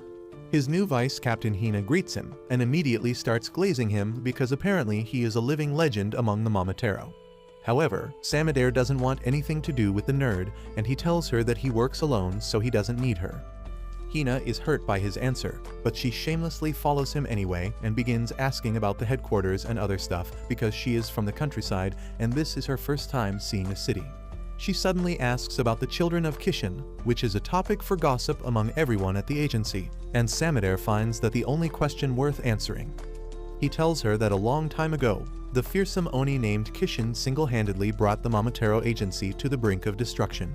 He knocked up a lot of women to spread his genes all over the world, so that more strong Oni could be born after him. Hina finds that odd because if Kishin really was Nick Cannon of the Oni, then there should be a lot of his kids and grandkids flooding the streets. Samadare tells her that only those Oni who have inherited Kishin's power are called children of Kishin, and there are not many of them. However, they are born at certain predictable times. Hina asks him what does he mean by that, and another Momotaro gives her the answer. He says that the children of Kishin pop out when the Momotaro side is heavily dominating the Oni. Hina is taken aback by the delinquent who just appeared in front of her out of nowhere, and he introduces himself as Shinya, the captain of the 21st unit. Hina feels nervous in front of Shinya because he seems really scary, but he is quite talkative as well.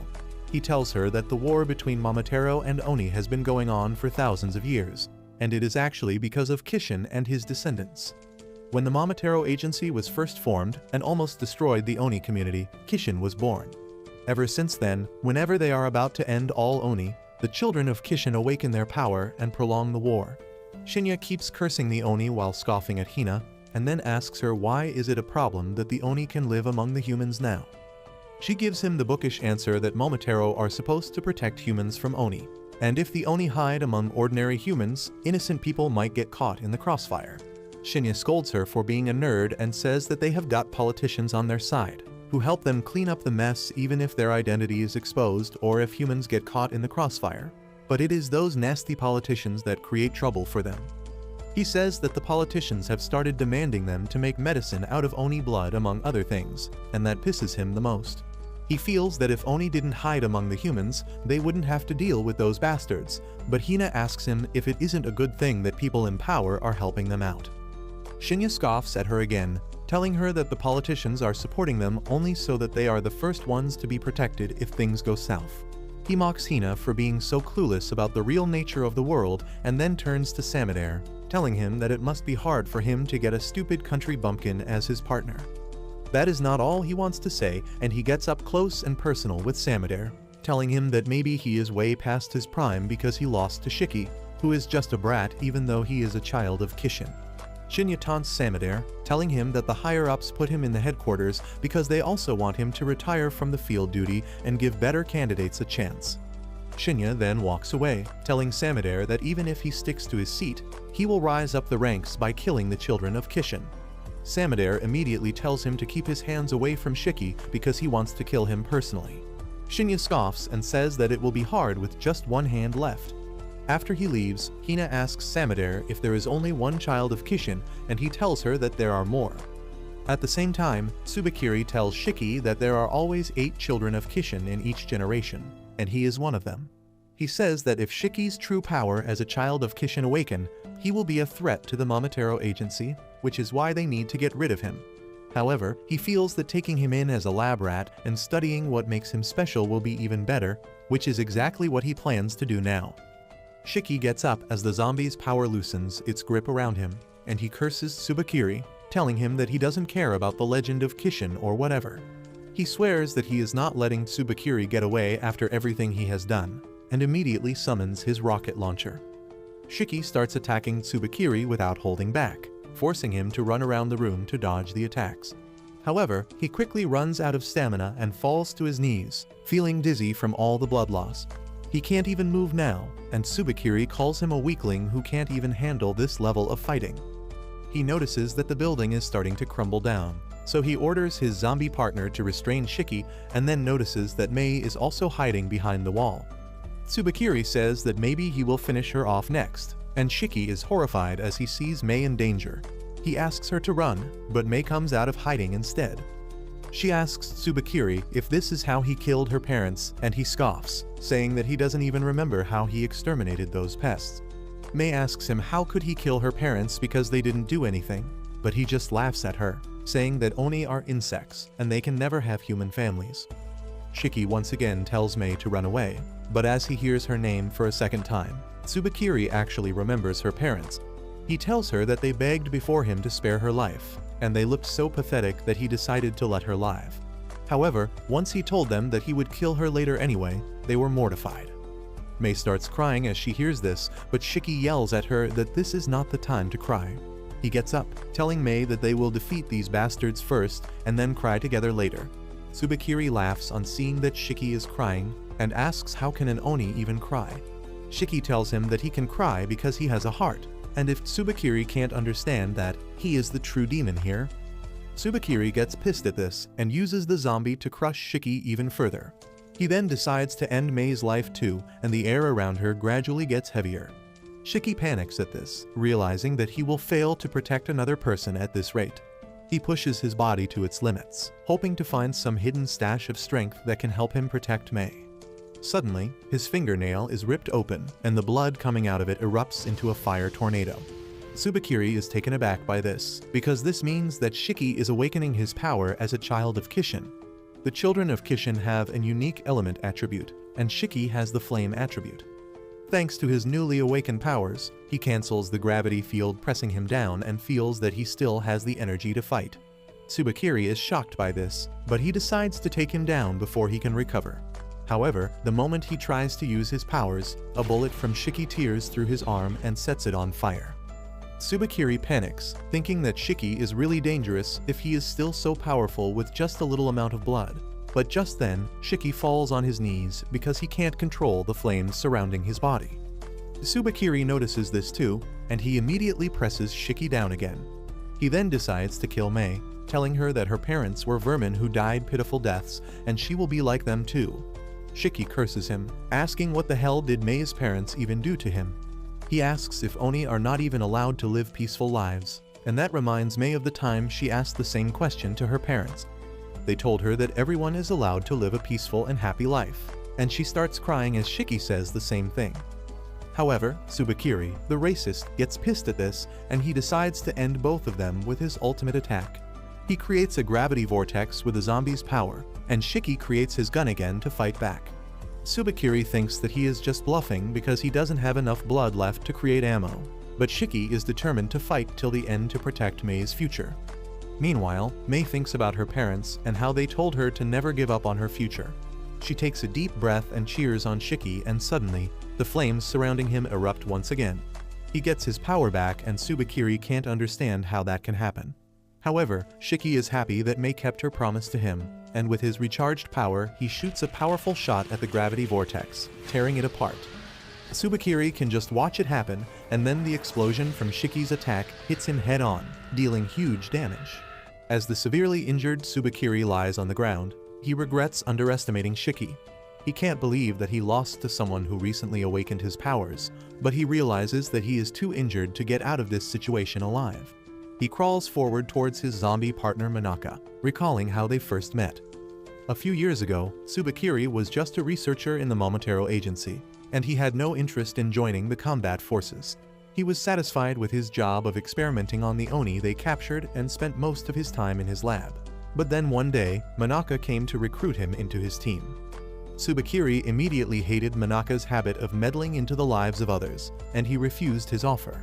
However, his refusal had the same value as I have in my family, and the next day, he was transferred to Manaka's squad because of orders from the higher-ups. Tsubakiri found that Manaka had the aura and charisma of a leader, and he was kind enough to offer prayers for the Oni he killed. Tsubakiri could never understand any of that, because after his parents were killed by an Oni, he slowly lost his emotions. He didn't care that much about his parents anyway, because they were always busy with the agency's work and never gave any time to him. One day, he shared his story with Manaka, who immediately took him to his place and introduced him to his wife and daughter. After that day, Manaka often invited him to have dinner with his family, and slowly Tsubakiri started feeling the warmth of human emotions again. However, he was still confused about why Manaka would keep a family when they could be a liability to him and his job. Manaka told him that his family gave him the motivation to do his best and return home alive, but soon that would become the cause of his death. One day, Manaka and his team raided an apartment after receiving reports about an Oni, and they found a kid there. Manaka saw his daughter in the boy and couldn't attack him, giving him the chance to flee. However, once the Oni boy reached the streets, he went berserk and killed everyone he saw. Unfortunately, Manaka's wife and daughter were out shopping at the same time, and the berserk Oni attacked them too. Manaka rushed to save them, but he was too late. His wife and daughter lost their lives, and he also suffered fatal injuries while fighting the Oni. In his last moments, Manaka regretted showing compassion to the enemies, and declared that all Oni must be ruthlessly eliminated on spot. He asked Tsubakiri to use his corpse so that he could keep fighting the Oni even after his death. Tsubakiri accepted his request, and by controlling Manaka's corpse, He soon rose to the rank of a squad captain. Even now, he has not given up, and he swears that he will keep fighting with Manaka by his side until they exterminate all Oni. He tries to crawl towards him, but then suddenly, Manaka's body catches fire and Tsubakiri falls unconscious after losing all hope. On the other hand, Shiki can't believe that he won the fight. As he stares at the ceiling dumbfounded, Mei approaches him and suddenly a huge rock falls from the ceiling, falling right next to her. The sound of the rock falling snaps Shiki back to his senses, and he tells Mei that they need to get out of this place immediately.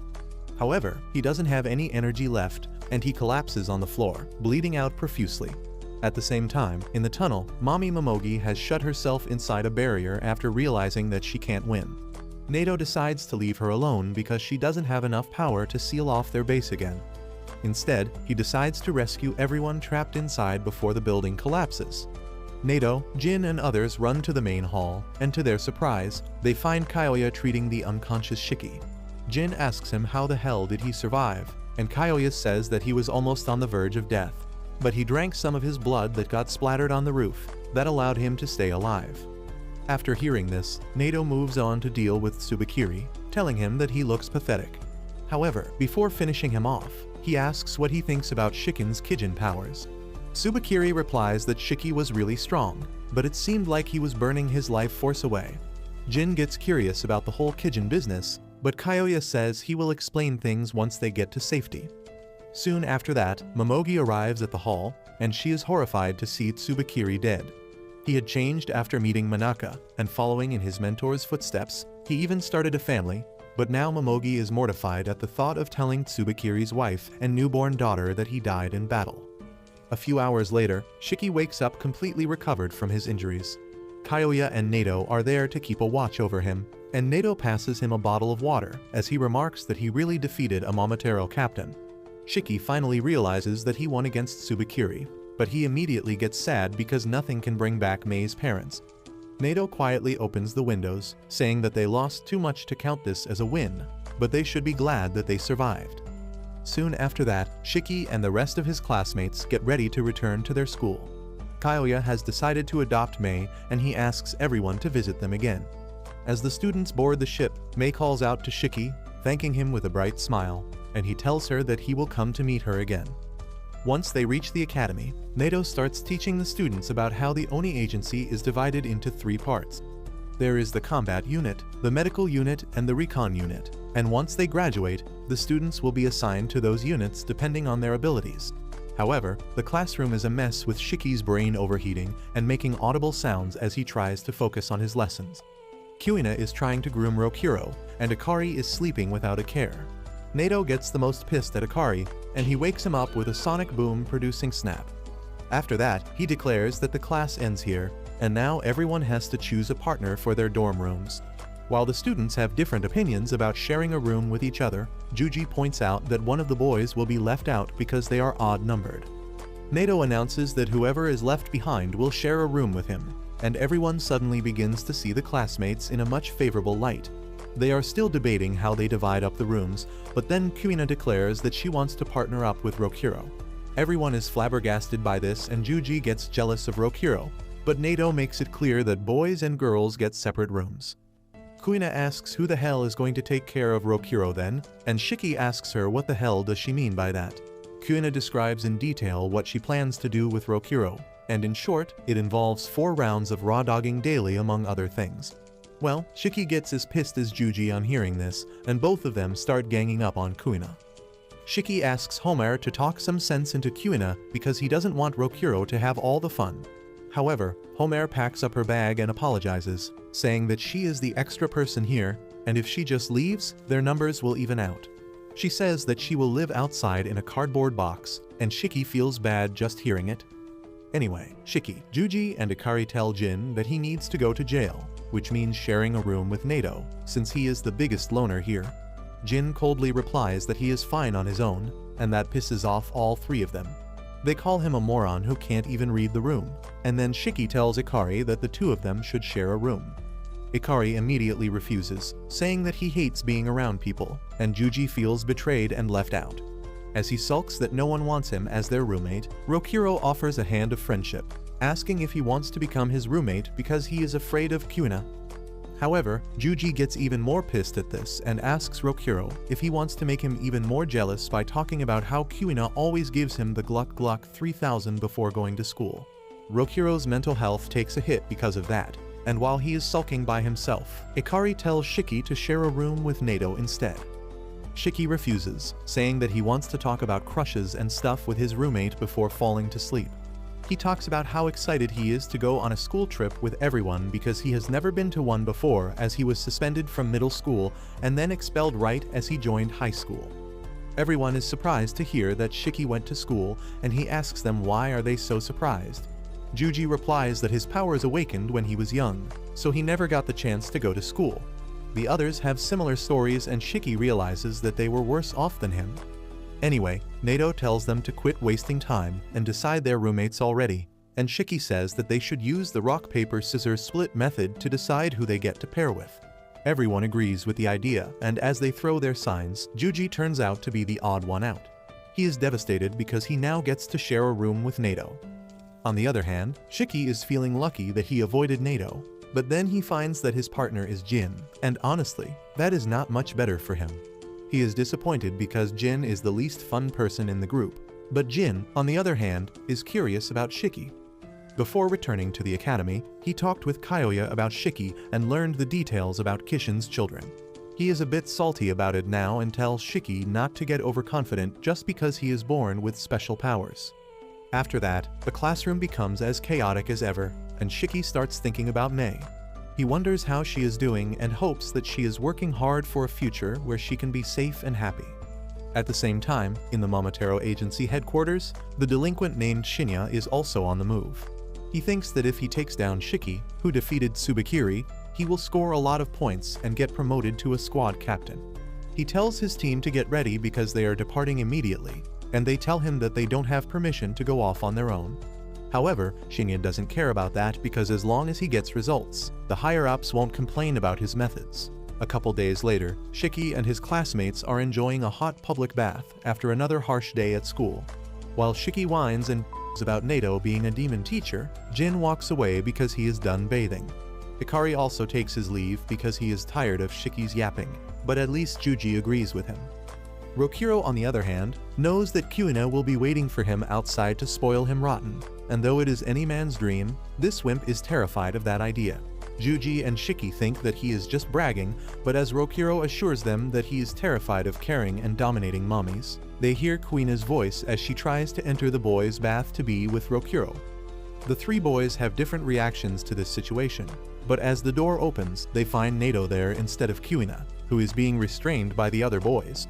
Nato tells everyone that they are going to conduct an emergency evacuation drill and everyone has to gather in the gym in 10 minutes. Well, Shiki reaches there late and begins telling Nato that it is his fault to disturb him when he was relaxing. Nato isn't having any of his bull and asks him if he would like to train in the storm raging outside if he has a problem with the evacuation drill, and Shiki immediately changes his stance. Anyway, Nato begins his lecture, telling the students that if they can't act as a team and take swift actions during emergencies, their chances of survival go drastically down. He says that this exercise is to train them to work in a team and then points towards the supplies kept in the corner of the hall. He tells them to stay inside the gym until further notice while he leaves to patrol the campus. Everyone is relieved when Nato finally leaves them, but now they have no idea what to do. Jin is the first one to notice a pot among the supplies and Shiki says that it might have a bomb inside. He points his finger gun at it, saying that the best way to dispose of a bomb is to shoot it from a distance. But Ikari and Homer tell him to stop because even a monkey can tell that the pot has their dinner.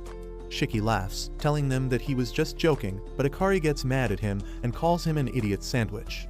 Shiki gets into an argument with him, but that ends pretty quickly as Homer begins to apologize for offending him. Anyway, while they fight, Kuina decides to get some food for her dear Rokuro, and she finds that it is their staple curry and rice. As everyone sits down to eat, Shiki starts acting fussy and asks if anyone wants his bean sprouts because he hates any food that looks green. Homer tells him not to be a picky eater, and even though she loves stir-fried bean sprouts, she doesn't love them enough to accept someone's leftovers. Just then, Shiki notices Ikari near the pot because he finished his first serving. and he immediately swallows all his food in 3 gulps before rushing to get a second serving. Jin watches them from a distance, and even though he wants to rush to get another serving as well, he can't eat fast because he finds it hard to tolerate spices. He doesn't want anyone to think that he is a wimp, so he just eats at a slow pace. On the other hand, Kuina asks Rokuro if he wants another serving as well, and he replies that he is full, and if he eats too much, he gets nauseous. He is low-key jealous of the morons who can eat all they want, but he is also glad that they have got pudding along with the curry. He tells Kuina how much he loves pudding, but this retard gets jealous at this and asks him if he loves pudding more than he loves her. Rokuro doesn't even know what to say as Kuina starts shaking him, but then she decides to make pudding for him later, and he thanks her for that. This suddenly changes Kuina's mood, and she tells Rokuro that he can have her pudding too. Anyway, once everyone is done eating their dinner and dessert, Homer finds that 1 pack of pudding is left. She asks if anyone missed theirs, but everyone has had their share of pudding. She then asks if anyone wants the extra pack, and Jin decides to stop acting tough and raises his hand. However, Shiki swipes off the pudding from Homer's hand instantly. Jin puts down his hand in frustration, but Shiki sees it just in time. He tells Jin to stop hesitating if he is hungry and offers him the final plate of curry he was saving for later, but his genuine gesture only pisses off Jin. At the same time, Nato is inspecting all the rooms one by one as a part of the emergency evacuation drill. Just then, the green messenger pig of the academy comes there, and Nato picks up the phone to find the principal on the other side. The principal tells him that he doesn't need to stick to the rules of the emergency drill, because they both know that there is no real danger on the campus. He tells Nato to go and spend some quality time with his students, but then realizes that the students would be more comfortable without him there. Nato agrees, but he just hopes that his students can get along well with each other, but he doesn't see it happening anytime soon. He begins talking about how everyone has their emotional baggage, and getting along with others is not easy for any of them. Back in the gym, Jin gets ready to fight Shiki for the pudding, and Shiki calls him a coward who can't even say that he wants extra pudding. This angers Jin even more, and he releases his blood chainsaw, prompting Shiki to summon his bazooka as well. Jin shoots the chainsaw at him first and Shiki blocks it, but just as he is about to return fire, Nato arrives there. He is disappointed that they were risking their lives over a pudding, and even more disappointed that they ate all the food and didn't leave any for him. Everyone is shocked to hear that Nato was supposed to eat with them, and Homer starts apologizing because she ate all the bean sprouts. The other students are more shameless, and they tell Nato that it is his fault for not making it clear earlier, and he can't deny their logic. Anyway, he tells them that using their abilities or fighting in the gym is strictly forbidden, and anyone who leaves the hall without permission will be expelled. He then leaves with the pudding but forgets the spoon.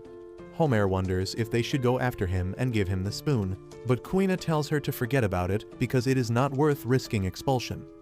Everyone decides to go to sleep after that, and Shiki gets excited because he just wants to hang out with people his age. Jin is the exact opposite, and he keeps his distance from everyone. Meanwhile, Kuina tells Rokuro to get inside her sleeping bag so that they can cuddle all night, and he is really not into that idea.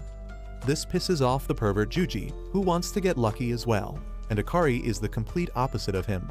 He is mentally an old-fashioned dude who thinks that boys and girls should start dating only after the age of 20, and he doesn't even like the idea that they are all sleeping together. He immediately uses a curtain to divide the hall into 2 parts to separate the boys and the girls, but Shiki is still having fun as this is like a school trip for him.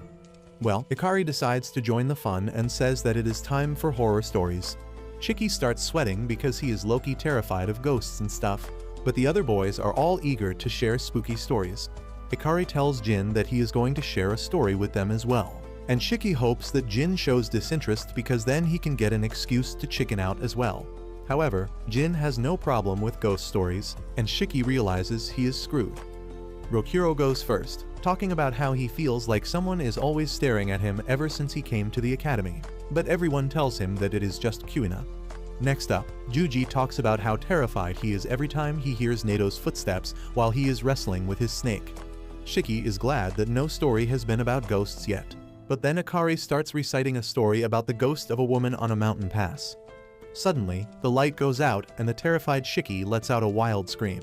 He acts cool and tries to pass blame when Juji turns on the flashlight, but there are bigger things to worry about. Jin says that it seems the rumors about ghost stories attracting real ghosts are true, and then points out to a ghost standing in the corner. It is just the principal who is trying to spook the kids to make them bond with each other a little bit, but Shiki, Rokiro and Juji are terrified. They cling to Akari, who pushes them away because this is the first time he has seen a real ghost and he wants to become a ghostbuster.